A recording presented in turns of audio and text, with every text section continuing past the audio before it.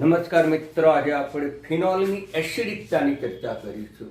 ગઈકાલના video અથવા લેક્ચરમાં આપણે આલ્કોહોલની એસિડિકતાની ચર્ચા કરતા હતા.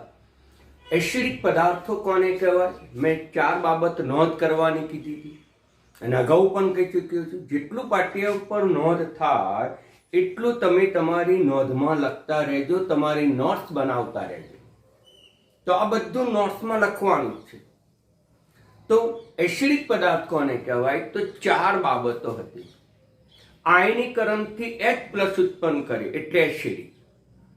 પ્રોટોન દાન કરે તો બ્રોન્સ્ટેઇન એસિડ. ઇલેક્ટ્રોન યુગ્મનો સ્વીકાર કરે તો લુઈસ એસિડ. જે લુઈસ એસિડ છે બધા જ પદાર્થો બ્રોન્સ્ટેઇન એસિડ નથી, પણ બ્રોન્સ્ટેઇન એસિડ બધા લુઈસ એસિડ છે, જે ધોરણ 11 સાયન્સમાં શીખી ગયા. બરાબર ધ્યાન આપવું, બ્રોન્સ્ટેઇન એસિડ એ લુઈસ એસિડ છે. આ ઉપરાંત બેઝ સાથે પ્રક્રિયા કરીને ક્ષાર આપે તો તે પદાર્થને એસિડ કહેવાય. પહેલી વ્યાખ્યા શું કીધી? આયનીકરણથી H+ આપે તેને એસિડ કહેવાય. તો પહેલું જુઓ, ફિનોલની એસિડિકતા સમજાવો. તો ફિનોલમાં OH બનશે અને એને પરિણામે એ આયનીકરણ પ્રક્રિયાથી H+ મુક્ત કરે છે. આમ ફિનોલના આયનીકરણથી H+ ઉદ્ભવે છે, માટે ફિનોલ એસિડિક છે. પહેલું કારણ. બીજું, ફિનોલ જ્યારે અન્ય પદાર્થ એટલે કે પાણી સાથે પ્રક્રિયા કરે છે ત્યારે એ પ્રોટોન દાતા તરીકે વર્તે છે, અને પ્રોટોન દાતા તરીકે વર્તે એટલે બ્રોન્સ્ટેઇન એસિડ તરીકે કહી શકાય. આમ એ પોતે પ્રોટોનનું દાન કરે છે એટલે H2O માંથી H3O+ બને છે. તે જ સમયે પાછો ઇલેક્ટ્રોન યુગ્મનો સ્વીકાર પણ કરે છે, ઇલેક્ટ્રોન યુગ્મ પણ મેળવે છે. પાણીમાં પહેલા ઓક્સિજન પાસે ઇલેક્ટ્રોન યુગ્મ 4 હતા, તો હવે કેટલા થઈ ગયા? 2. કારણ કે એક ઇલેક્ટ્રોન યુગ્મ અને આપે છે. પહેલા ફિનોલમાં ઓક્સિજન ઉપર અબંધકારક ઇલેક્ટ્રોન યુગ્મ 4 હતા, પણ પ્રોટોન દાન કરે છે ત્યારે ઇલેક્ટ્રોન યુગ્મનો સ્વીકાર પણ કરે છે. તેથી ઇલેક્ટ્રોન યુગ્મ કેટલા થઈ ગયા? 3 થઈ ગયા. મિત્રો, આમ પોતે પ્રોટોન દાતા તરીકે વર્તી બ્રોન્સ્ટેઇન એસિડ તરીકે વર્તે છે. તે જ સમયે ઇલેક્ટ્રોનનો મેળવે પણ છે. એક સાથે 2 ક્રિયા કરે છે. પ્રોટોનનું દાન પણ કરે છે, સાથે સાથે ઇલેક્ટ્રોન યુગ્મનો સ્વીકાર પણ કરે છે. ઇલેક્ટ્રોન યુગ્મ ગ્રાહી પણ છે, માટે તે લુઈસ એસિડ તરીકે પણ વર્તે છે. આમ ફિનોલ અને પાણી વચ્ચે પ્રોટોન ગુમાવવાની હરીફાઈ થાય છે. તે પૈકી ફિનોલ પ્રોટોન ગુમાવે, પાણી પ્રોટોન મેળવે, માટે પાણી એ ફિનોલની હાજરીમાં લુઈસ બેઝ તરીકે વર્તે છે. આમ પાણી અને ફિનોલ પૈકી ફિનોલની પ્રોટોન દાન કરવાની વૃત્તિ ક્રિયાશીલતા વધુ છે, માટે ફિનોલની એસિડિકતા પાણી કરતા વધુ છે. ફિનોલ પ્રબળ એસિડ છે, જ્યારે એની સરખામણીમાં પાણી નિર્બળ એસિડ છે. તેથી ફિનોલની એસિડિકતા પાણી કરતા વધુ છે. ફિનોલની એસિડિકતા વધુ, પાણીની એસિડિકતા ઓછી. ઓકે. આમ પ્રોટોન દાન કરે તેથી ફિનોલ એસિડ છે, ઇલેક્ટ્રોન યુગ્મનો સ્વીકાર કરે તેથી પણ તે એસિડ તરીકે વર્તે છે. હવે પોતે બેઝ સાથે પણ પ્રક્રિયા કરીને ક્ષાર આપે. એસિડ વત્તા બેઝ ક્ષાર. તો પોતે પ્રબળ બેઝ સાથે પ્રક્રિયા કરે છે, અને પ્રબળ બેઝ સાથે પ્રક્રિયા કરે છે એટલે H ગુમાવે છે અને આ એની સાથે જોડાઈ જાય છે. પરિણામે સોડિયમ ફિનોક્સાઇડ ક્ષાર પ્રાપ્ત થાય છે. આમ બેઝ સાથે પ્રક્રિયા કરીને ક્ષાર ઉત્પન્ન કરે છે, માટે ફિનોલ એસિડિક છે. પહેલી પ્રક્રિયા, બીજી પ્રક્રિયા, ત્રીજી પ્રક્રિયાના આધારે કહી શકાય કે ફિનોલ પોતે એસિડિક છે. પરંતુ ફિનોલ એ નિર્બળ બેઝ સાથે પ્રક્રિયા આપતો જ નથી. ફિનોલ પ્રબળ બેઝ સાથે જ પ્રક્રિયા કરે છે. ફિનોલ NaOH સાથે જ પ્રક્રિયા આપે છે, જ્યારે ફિનોલ આ Na2CO3 નિર્બળ બેઝ છે.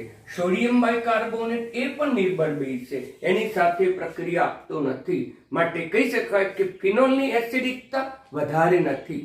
ફિનોલ નિર્બળ એસિડ છે. તો ફિનોલ નિર્બળ એસિડ પૂછે તો મિત્રો તમારે આ લખવાનું, આ 3 તો ફિનોલ ની એસિડિકતા, પણ ફિનોલ પોતે નિર્બળ એસિડ છે મિત્રો, કારણ કે તે ફક્ત પ્રબળ બેઝ સાથે જ પ્રક્રિયા આપે છે, નિર્બળ બેઝ સાથે પ્રક્રિયા આપતો નથી, માટે ફિનોલ એ પોતે નિર્બળ એસિડ છે. આમ NaOH સાથે પ્રક્રિયા કરીને ક્ષાર બનાવે છે, માટે ફિનોલ જે છે એ માત્ર NaOH માં જ દ્રાવ્ય છે. ફિનોલ NaOH માં દ્રાવ્ય છે, બરાબર સમજી લેજો. પરંતુ આ બે સાથે પ્રક્રિયા આપતો નથી, માટે ફિનોલ જે છે એ Na2CO3 કે સોડિયમ બાયકાર્બોનેટમાં અદ્રાવ્ય છે. MCQ માં બરાબર ધ્યાનમાં રાખજો. ફિનોલ શેમાં દ્રાવ્ય? તો ફિનોલ ફક્ત પ્રબળ બેઝ NaOH માં જ દ્રાવ્ય છે, કારણ કે ફિનોલ એ પાણીમાં પાછો અલ્પ દ્રાવ્ય છે. અગાઉ પણ મેં ચર્ચા કરી હતી આ ફિનોલ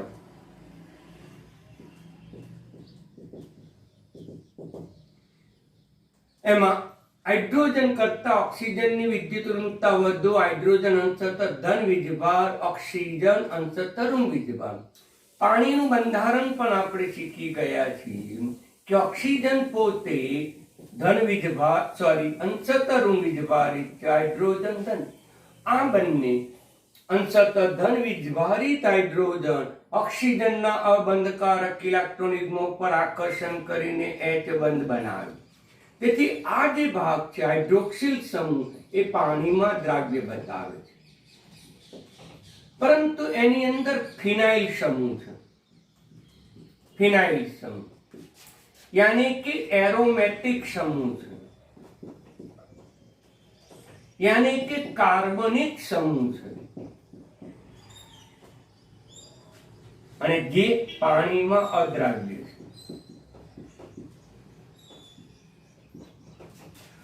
આ OH એ પાણીમાં દ્રાવ્ય કરવા પ્રયત્ન કરશે, પણ એની સાથે જોડેલો ફિનાઇલ એ પાણીમાં અદ્રાવ્ય કરવા પ્રયત્ન કરશે. પરિણામે એની સમાસ જે અસર થાય એ સમાસ અસર, કુલ અસર, સમાસ અસર એટલે કુલ અસર, એની કુલ અસર પાણીમાં અલ્પ દ્રાવ્ય. માટે ઇમ્પોર્ટન્ટ બધા MCQ છે કે ફિનોલ શેમાં દ્રાવ્ય? તો ફિનોલ NaOH માત્ર પ્રબળ બેઝમાં જ દ્રાવ્ય છે, જ્યારે આ નિર્બળ બેઝ સાથે પ્રક્રિયા આપતો નથી. કેમ? તો ફિનોલ નિર્બળ એસિડ છે. એટલે મિત્રો આ જો તમને કારણ પૂછે કે ફિનોલ નિર્બળ એસિડ છે, તો પછી આ ત્રણ સમીકરણ લખીને તમારે સમજાઈ દેવાનું. આમ પોતે પ્રબળ બેઝમાં જ ક્ષાર બનાવે છે, તેથી તે નિર્બળ એસિડ છે. નિર્બળ બેઝ સાથે પ્રક્રિયા કરતો નથી, માટે તે નિર્બળ એસિડ છે. હવે આગળ મોસ્ટ ઇમ્પોર્ટન્ટ છે પ્રશ્ન. મિત્રો જે રીતે મેં પાટિયા પર નોંધ કરી છે રીતે અક્ષરશઃ તમારી નોટમાં ઉતારી દેજો. હવે ચર્ચા કરી આલ્કોહોલ અને ફિનોલની એસિડિકતાની તુલના કરો. મોસ્ટ ઇમ્પોર્ટન્ટ છે મિત્રો. આલ્કોહોલ અને ફિનોલની એસિડિકતાની તુલના કરો. અગાઉ શીખી ગયા કે આલ્કોહોલ પણ આયનીકરણથી H+ આપે છે, માટે આલ્કોહોલ પણ એસિડિક છે. ફિનોલ પણ આયનીકરણથી H+ આપે છે, એ પણ એસિડિક છે. પણ બંનેની તુલના કોણ પ્રબળ એસિડ? મિત્રો તો આલ્કોહોલ પ્રોટોન ગુમાવીને આવી નિપજ આપે, જેને આપણે કહીશું આલ્કોક્સાઇડ. આલ્કોક્સાઇડ ઉપર ઋણ વીજભારમાં, ઓક્સિજન ઉપર ઋણ વીજભાર, પરંતુ આમાં સંપાદન થતું જ નથી. દાખલા તરીકે લઈએ ઇથેનોલ. આ ઇથેનોલને તમે પાણીમાં ઓગાળો તો તેના આયનીકરણથી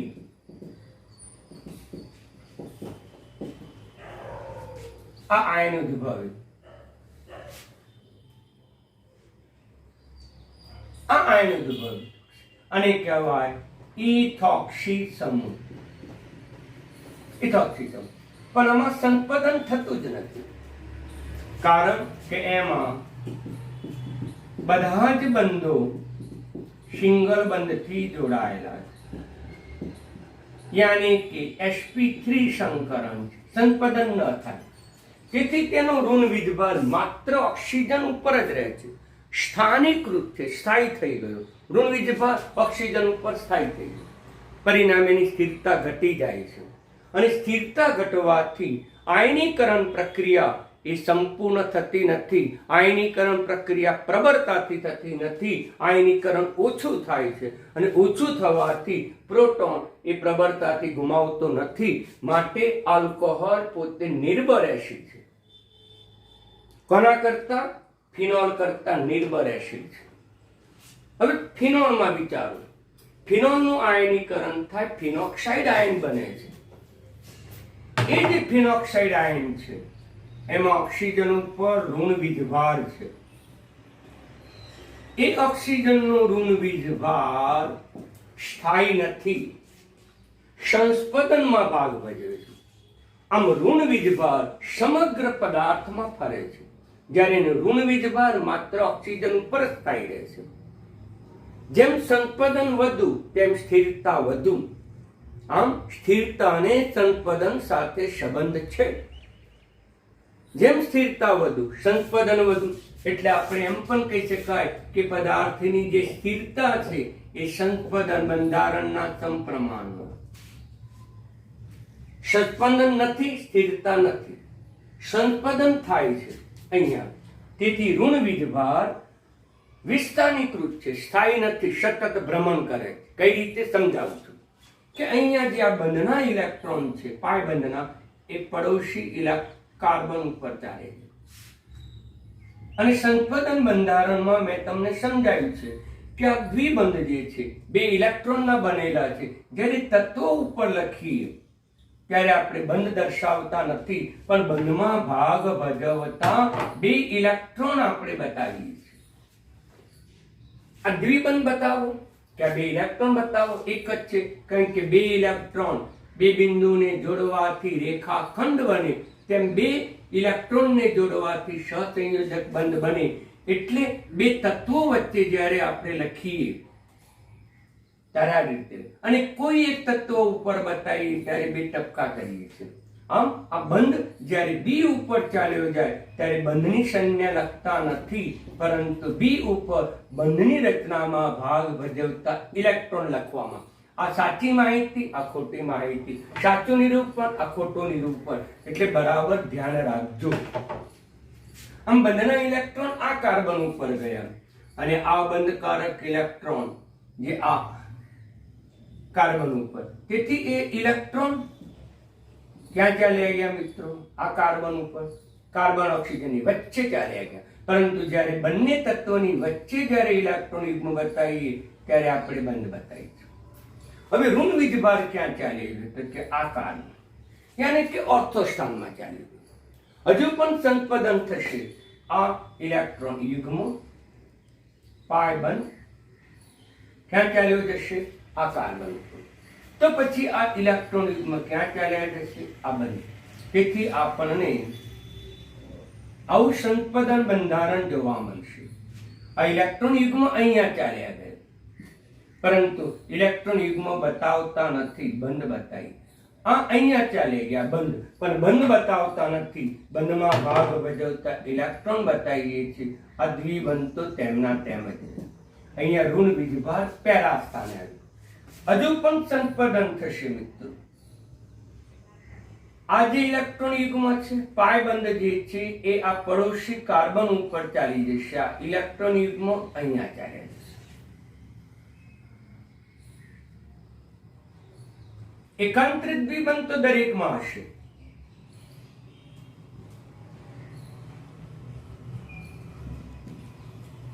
અહીંયા ઋણ વીજભાર, આમ ઓર્થો સ્થાન.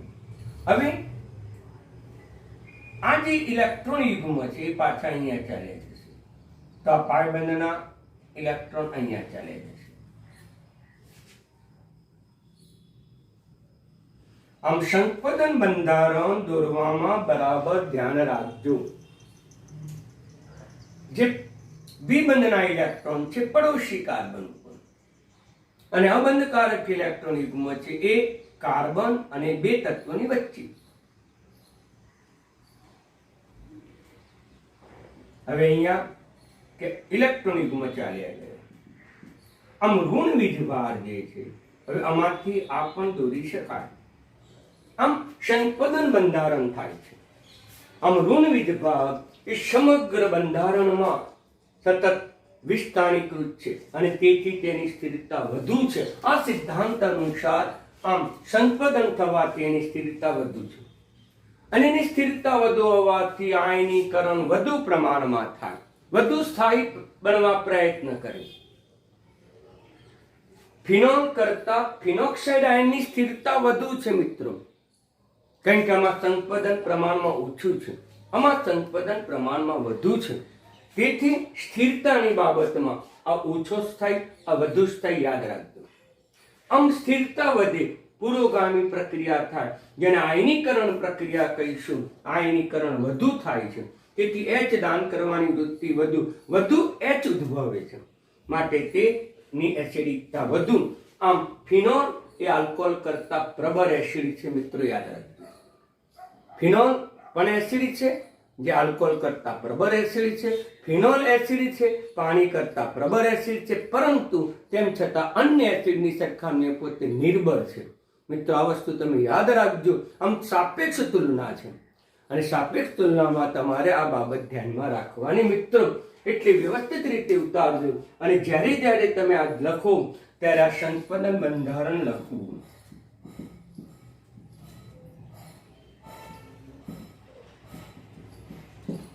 તો જ જવાબ પૂર્ણ થશે. આમ સંપદન બંધારણ ધ્યાનમાં રાખજો મિત્રો.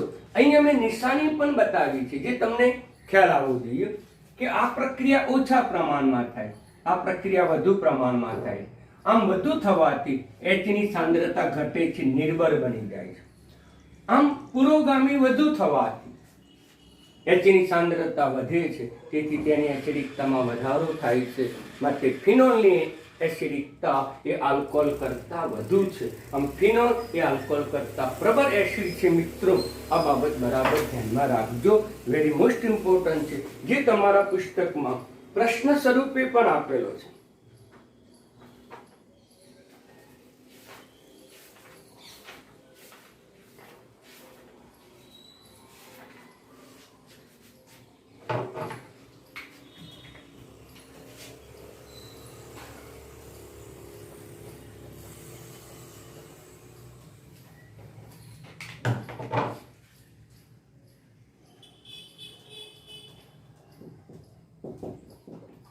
પેજ નંબર 353, પ્રશ્ન નંબર 11.14 યાદ રાખો. જે આમાં છે એમાં લખ્યું છે કે એસિડ ફિનોલને એસિડિક સ્વભાવ દર્શાવતી બે પ્રક્રિયા. મેં અહીંયા તમને પ્રક્રિયા લખી હતી અને ફિનોલની એસિડિકતાની સરખામણીમાં ઇથેનોલની એસિડિકતા સાથે કરો તો અહીંયા તમારે ઇથેનોલ બતાવવું હોય તો પછી આરની જગ્યાએ તમે C2H5 લખી નાખવાનું. અહીંયા પણ આરની જગ્યાએ C2H5 લખી નાખવાનું. એ તો તમને કોમન સેન્સ ખબર જ છે. તો પછી આ જ રીતે જવાબ લખવાનો, પણ આના સંપદન બંધારણો તમારે અવશ્ય બતાવવાના. સંપદન બંધારણો તો ખાસ બતાવવાના. હું ફરીથી તમને સંપદન બંધારણો બતાવું, કારણ કે હજુ ઘણા વિદ્યાર્થીઓને સંપદન બંધારણ 11 સાયન્સમાં બરાબર શીખ્યા જ નથી. આ પાયબંધના ઇલેક્ટ્રોન પડોશી કાર્બન ઉપર અને અબંધકારક ઇલેક્ટ્રોન એ કાર્બન ઓક્સિજનની વચ્ચે, બાકીના બંધો યથાવત. અહીંયા ઇલેક્ટ્રોન યુગ્મ આવી ગયા એટલે કાર્બન ઓક્સિજન વચ્ચે દ્વિબંધ રચાઈ ગયો. પહેલા ઓક્સિજન ઉપર 6 હતા બંધકારક, હવે 4 થઈ ગયા. હવે આ ઇલેક્ટ્રોન યુગ્મ અહીં આવી ગયા એટલે આ ઋણ વીજભાર. હવે આ પાય ઇલેક્ટ્રોન આ બંધ ઉપર આવી ગયા તો પછી અથવા તો આવું પણ બતાવે. આ પાય ઇલેક્ટ્રોન જે છે આ કાર્બન ઉપર આવી ગયા, અબંધકારક ઇલેક્ટ્રોન યુગ્મ એ આ બંધ ઉપર આવી ગયા.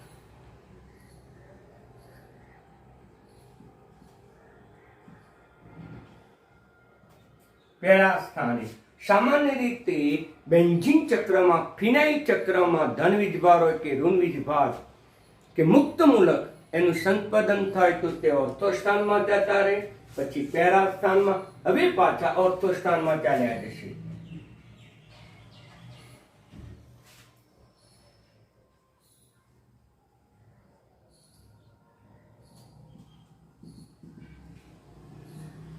ઓર્થો, પેરા, ઓર્થો સ્થાન.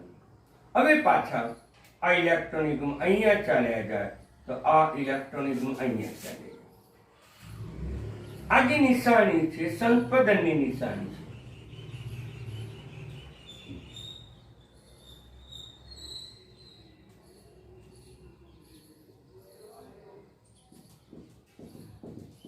પાછો ઓક્સિજન ઉપર આવી ગયો. આમ સંપાદનને પરિણામે આ જે ઋણ વીજભાર છે એ ઋણ વીજભાર વિસ્થાનીકૃત છે, સતત ફરે છે, સ્થિરતા વધારે છે. માટે ફિનોલની એસિડિકતા વધુ, એની સરખામણીમાં આલ્કોહોલની એસિડિકતા ઓછી. મિત્રો, આ પ્રશ્ન તમને આપેલો છે, એનો જવાબ તમે આ રીતે લખી શકો. બરાબર, ખાલી રિએક્શનો તમારે લખવાની છે, એટલી વસ્તુ તમે બરાબર ધ્યાનથી રાખજો.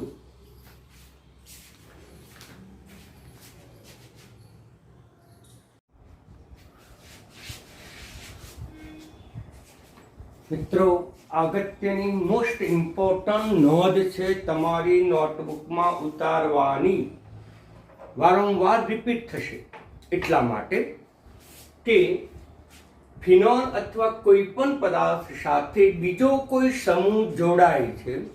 એ સમૂહ બે પ્રકારના છે. એક ઇલેક્ટ્રોન આકર્ષક સમૂહ, જેને આપણે કહીશું ઇલેક્ટ્રોન વિથડ્રોઅલ ગ્રુપ. વિથડ્રોલ ઉપાડવું, આકર્ષણ કરવું, જેને પરિણામે એને માઇનસ પ્રેરક સમૂહ કહેવામાં આવે. બીજો છે ઇલેક્ટ્રોન દાતા સમૂહ, જે ઇલેક્ટ્રોનને દાન કરવાની, ડોનેટ કરવાની વૃત્તિ ધરાવે છે. ઇલેક્ટ્રોન ડોનેટ ગ્રુપ, ઇલેક્ટ્રોન દાન કરવાની વૃત્તિ ધરાવે, એને પરિણામે તેને પ્લસ પ્રેરક સમૂહ, કારણ કે ઇલેક્ટ્રોનને આકર્ષે, ઇલેક્ટ્રોન મેળવે, ઇલેક્ટ્રોનનો ઋણ વીજભાર મેળવે, માટેનો ઋણ પ્રેરક અસર કહેવામાં આવે. ઇલેક્ટ્રોનનું દાન કરે, ઇલેક્ટ્રોન ગુમાવે, ઇલેક્ટ્રોન ઋણ વીજભાર ગુમાવે એટલે ધન વીજભારિત બને, માટે એને ધન પ્રેરક સમૂહ તરીકે ઓળખવામાં આવે. ફિનોલની ઇલેક્ટ્રોન આકર્ષક સમૂહની હાજરીમાં એસિડિકતા વધે છે. જેમ સંખ્યા વધે તેમ તેની એસિડિકતા વધે, પણ એના સ્થાન ઉપર પણ આધાર રાખે. ઓર્થો અને જો પેરા સ્થાને હોય તો આ અસર વધુ પ્રબળ જોવા મળે. ઓર્થો પેરા સ્થાને એની એસિડિકતા વધુ. એનો તમને ક્રમ પણ આપ્યો છે, ઇમ્પોર્ટન્ટ છે. NO2 ની ઇલેક્ટ્રોન આકર્ષવાની વૃત્તિ વધુ, NO2 ની પ્રેરક અસર સૌથી વધુ, પછી સાયનાઇડ આવશે, પછી COOH આવશે, પછી આવશે ક્લોરીન, પછી ક્લોરીન. આ મિત્રો યાદ રાખજો, એના આધારે ગમે તે નીટજીમાં પ્રશ્નો પૂછી શકે છે. એસિડિકતાનો ઘટતો કે વધતો ક્રમ ધ્યાન આપજો. હવે ઇલેક્ટ્રોન દાતા સમૂહ છે, ઇલેક્ટ્રોનનું દાન કરે, પણ ફિનોલની એસિડિકતામાં ઘટાડો કરે છે. દાખલા તરીકે બધા આલ્કાઇલ સમૂહ પણ છે, આલ્કોક્સાઇડ પણ છે, પણ આલ્કાઇલ સમૂહ ના પ્રકાર ઉપર આધાર રાખ્યા 3 આ 2 1 આ મિથાઇલ સમૂહ જે છે, આ મિથાઇલ છે, જે તમે ધોરણ 11 સાયન્સમાં શીખી ગયા છો. ઓકે, આ ક્રમમાં આ તમારે યાદ રાખવાનું. સમજાવું કઈ રીતે એસિડિકતામાં ફેરફાર થાય છે. તો H ગુમાવવાની વૃત્તિ પ્રબળતાને આધારે એસિડિક ગુણ નક્કી થાય.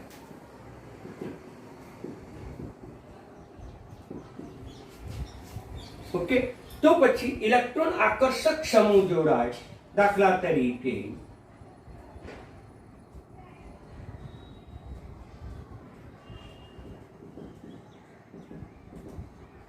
કયો સમૂહ જોડાયો?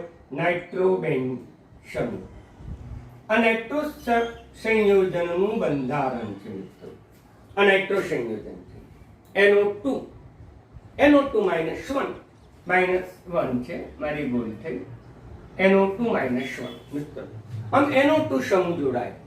તો ન લખો તો ચાલે, એનો તો સમૂહ જ લખાય, પણ હું બીજવારી તો અહીં ઓક્સિજન નાઇટ્રોજન કરતા ઓક્સિજનની વિદ્યુત ઋણતા વધુ, માટે તે બંધના ઇલેક્ટ્રોનને પોતાની તરફ આકર્ષશે. આમ બંધુના ઇલેક્ટ્રોનને ઓક્સિજન પ્રત્યે ઓક્સિજન વડે આકર્ષાય છે.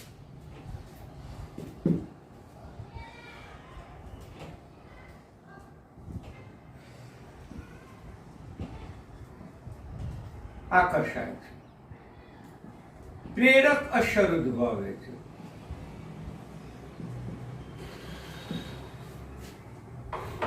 આમ ઇલેક્ટ્રોન કઈ તરફ આકર્ષાય?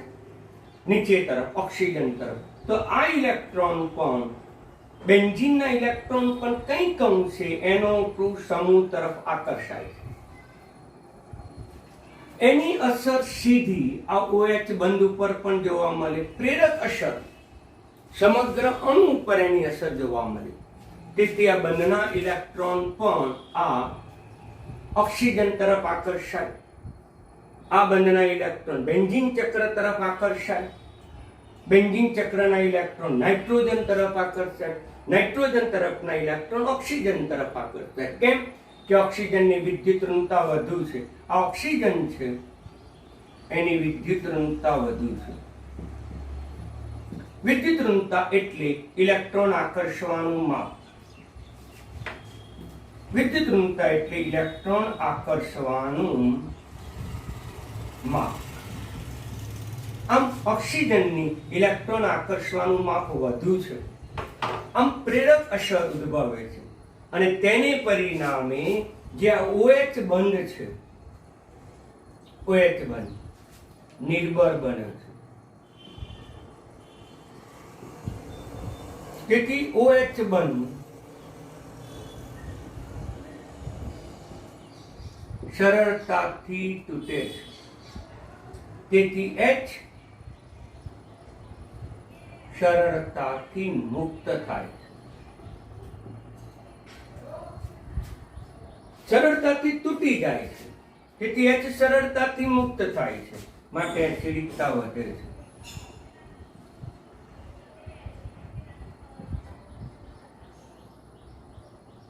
બિલકુલ સિમ્પલ છે. તમારે કે પરીક્ષામાં આ બધા જવાબો લખવાની જરૂર નથી,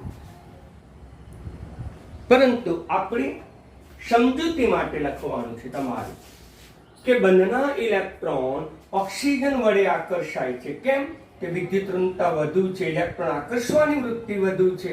તેથી તે બંધના ઇલેક્ટ્રોન જે છે એ ઓક્સિજન તરફ આકર્ષાય છે.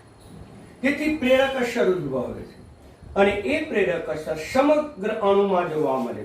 ઓક્સિજન ઇલેક્ટ્રોન આકર્ષે, તેથી આ NO2 સમૂહ બેન્ઝીન ચક્રમાંથી ઇલેક્ટ્રોન આકર્ષે. બેન્ઝીન ચક્ર OH સમૂહમાંથી ઇલેક્ટ્રોન આકર્ષે. પરિણામે આ OH બંધ નિર્બળ બની જાય છે. આ OH બંધ નિર્બળ બને, સરળતાથી ખંડન થાય, સરળતાથી તૂટે, સરળતાથી H+ મુક્ત થાય. તેથી તેની એસિડિક પ્રબળતા વધે, માટે ફિનોલ કરતા નાઇટ્રો સમૂહની એસિડિકતામાં વધારો થાય છે. હવે ઇલેક્ટ્રોન દાતા સમૂહ જોડાય તો શું થાય? બરાબર ધ્યાનમાં રાખો. ઇલેક્ટ્રોન દાતા સમૂહ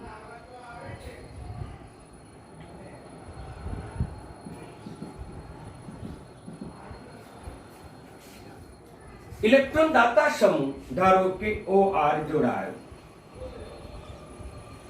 અથવા તો આલ્કાઇલ સમૂહ ગમે તે લો, આલ્કાઇલ સમૂહ જોડાયો. આ ઇલેક્ટ્રોન દાન કરે છે. પરિણામે તે ચક્ર તરફ ઇલેક્ટ્રોન મોકલે છે.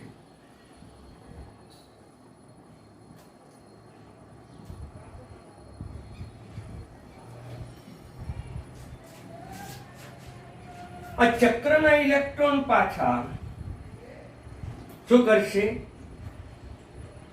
ઉપર તરફ ઇલેક્ટ્રોન મોકલશે. એને આપણે કહીશું પ્રેરક અસર ઉત્પન્ન કરશે.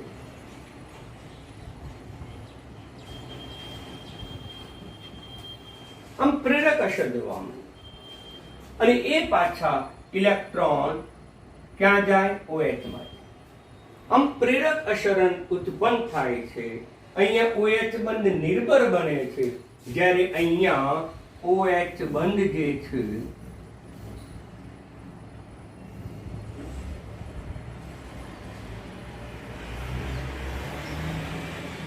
પ્રબળ બની જાય છે. આની હાજરીમાં નિર્ભર બની જાય, આની હાજરીમાં OH બંધ પ્રબળ બને. તેથી OH નું સરળતાથી ખંડન ન થાય.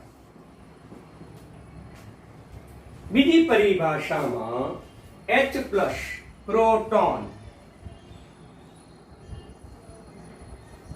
સરળતાથી મુક્ત ન થાય, અને સરળતાથી મુક્ત ન થાય તો એસિડિકતા ઘટે છે.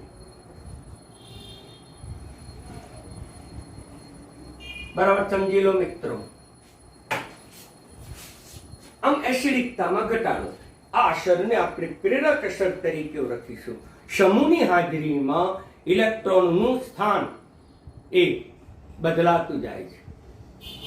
આમ OH સમૂહ પ્રોટોન ગુમાવે, તેથી તે એસિડિક ગુણ છે, પરંતુ આ બે સમૂહની હાજરીમાં એની એસિડિકતાના ગુણધર્મોમાં ફેરફાર થાય છે. જો ઇલેક્ટ્રોન આકર્ષક સમૂહ જોડાયેલો હોય તો એ તો ઇલેક્ટ્રોન આકર્ષશે. અહીંયા ઓક્સિજનની વિદ્યુતઋણતા વધુ છે, અહીંયા આલ્કાઇલ સમૂહ છે, કાર્બન છે, વિદ્યુતઋણતા બિલકુલ ઓછી છે. અહીંયા આલ્કાઇલ સમૂહ કરતા ફિનાઇલ ચક્રની એના કરતા ઓક્સિજનની વિદ્યુતઋણતા વધુ છે, એટલે આ બધા ઇલેક્ટ્રોન ખેંચશે. કોની પાસેથી? આની પાસેથી. જ્યારે અહીંયા તો નાઇટ્રોજન અને પાછો ઓક્સિજન અધાતુ તત્વ છે, એની ઇલેક્ટ્રોન આકર્ષવાની વૃત્તિ વધુ છે. અહીંયા એક ઓક્સિજન છે, એના કરતા ફિનાઇલ ચક્ર, નાઇટ્રોજન, બે ઓક્સિજનની ઇલેક્ટ્રોન આકર્ષવાની વૃત્તિ પ્રબળ છે, તેથી એનો તો સમૂહ ઇલેક્ટ્રોન આકર્ષશે, અને ઇલેક્ટ્રોન આકર્ષણને પરિણામે એ સમગ્ર અસર આખા અણુમાં જોવા મળે, એને પ્રેરક અસર તરીકે ઓળખવામાં આવે. એનો તો સમૂહ ઇલેક્ટ્રોન ખેંચે, ફિનાઇલ ચક્રમાંથી ઇલેક્ટ્રોન ખેંચે, તો ફિનાઇલ ચક્ર એ આ OH બંધ ઉપરથી ઇલેક્ટ્રોન ખેંચી નાખે, તેથી અહીંયા ઇલેક્ટ્રોન ઘનતા ઘટી જાય. બીજી પરિભાષામાં બંધ નિર્ભર બને. આવું લખવાનું, બંધ નિર્ભર બની જાય છે.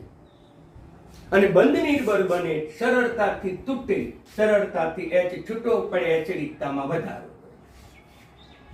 જ્યારે અહીંયા તો કે આલ્કાઇલ સમૂહ છે, ઇલેક્ટ્રોન દાતા સમૂહ છે, બેન્ઝીન ચક્ર તરફ ઇલેક્ટ્રોન મોકલે છે, પ્રેરક અસર બેન્ઝીન તરફ, ફિનાઇલ ચક્ર તરફ, અલગ અલગ ભાષા બોલે, અને એને પરિણામે OH બંધ પ્રબળ બની જાય છે. એ પ્રેરક અસરને પરિણામે OH બંધ પ્રબળ બને, સરળતાથી તૂટે નહીં, સરળતાથી H+ મુક્ત ન થાય, અને તેથી પ્રોટોન સરળતાથી દાન ન કરે, માટે તેની એસિડિકતામાં, ફિનોલની એસિડિકતામાં ઘટાડો થાય. ઓકે મિત્રો, તો આ વસ્તુ બરાબર ધ્યાનમાં રાખજો. વેરી મોસ્ટ ઇમ્પોર્ટન્ટ મેં થિયરી લખી છે, આ તો તમારે નોંધ અવશ્ય રીતે કરવાની. આના આધારે તમને MCQ પણ પૂછે છે મિત્રો, તો આપણે થોડા MCQ પણ આપણે ઝડપથી લખીશું.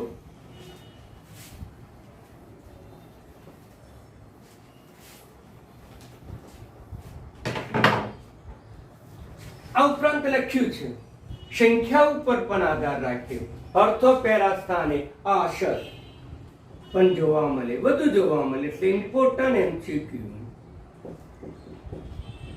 और G and NEAT.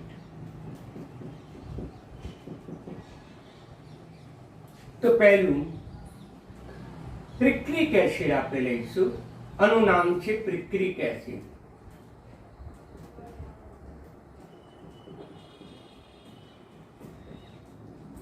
સૌથી વધુ એસિડ છે પ્રિક્લિક એસિડ.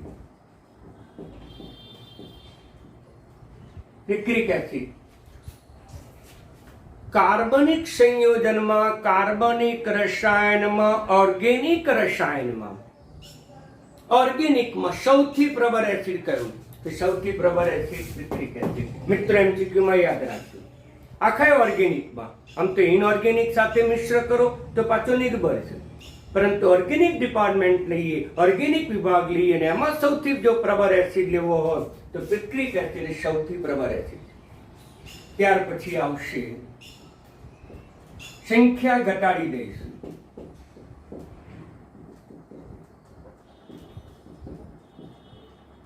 ત્યાર પછી આવશે પેરા સ્થાને.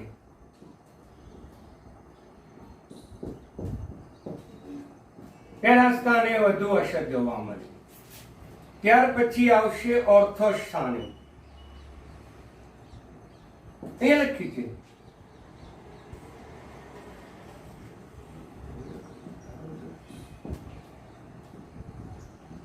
અને ત્યાર પછી મેટા સ્થાને.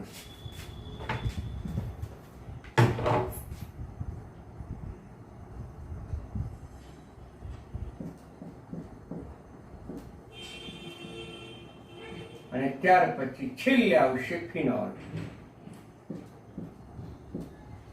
યાદ રાખજો. ઓકે, એટલે પહેલો એમસીક્યુ છે. આમાંથી તમને ગમે તે પૂછે, નામ તો આવડે. 2,4-diNitrophenol, 4-nitrophenol, para-nitrophenol, 2-nitrophenol, ortho-nitrophenol, 3-nitrophenol, meta-nitrophenol, only phenol. બીજું